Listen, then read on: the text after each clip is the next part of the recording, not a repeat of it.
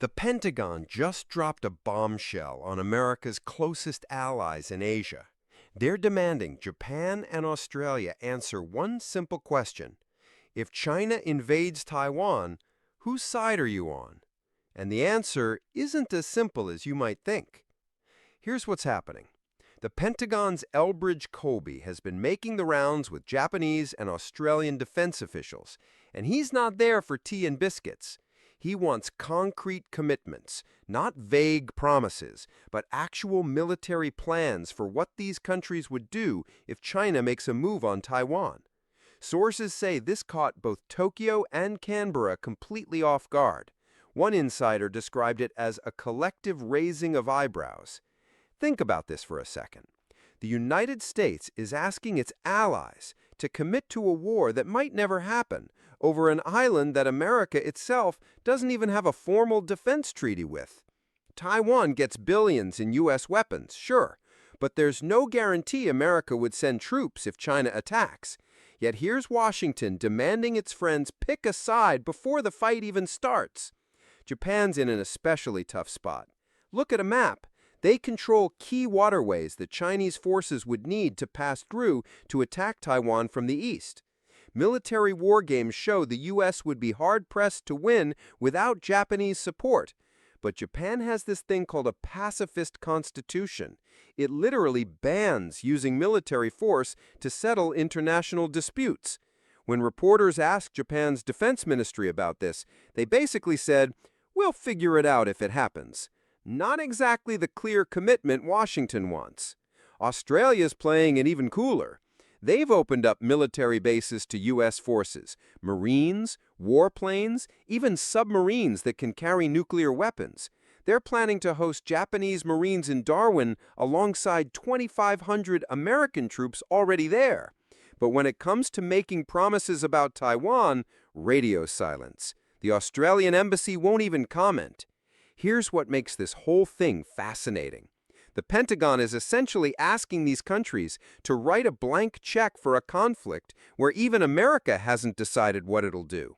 As one source put it, this request caught Tokyo and Canberra by surprise because the U.S. itself does not give a blank check guarantee to Taiwan. This isn't happening in a vacuum. Colby is a leading advocate for shifting U.S. military priorities toward deterring China. The Trump administration wants allies spending more on defense, and they're using the Taiwan threat to push that agenda. A Pentagon official said they expect Japan and Australia to boost military spending faster than European countries. The timing matters too. China's been ramping up military exercises around Taiwan, especially after Taiwan elected a pro-independence president last year.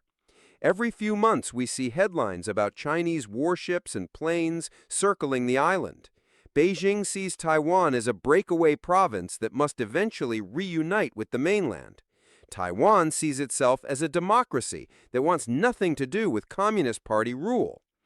So why should you care about bureaucrats arguing over hypothetical wars?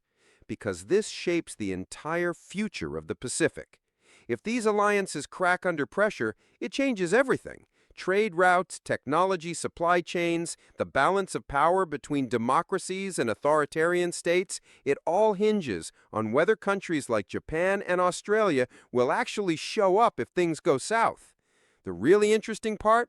Both Japan and Australia have legitimate reasons to hesitate. Japan's constitution isn't just some piece of paper. It's been the foundation of their foreign policy for almost 80 years. Changing that means rewriting their entire national identity.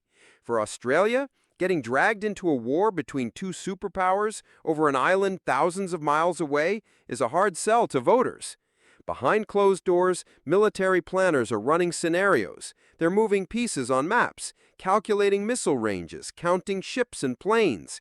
Concrete operational planning and exercises that have direct application to a Taiwan contingency are moving forward.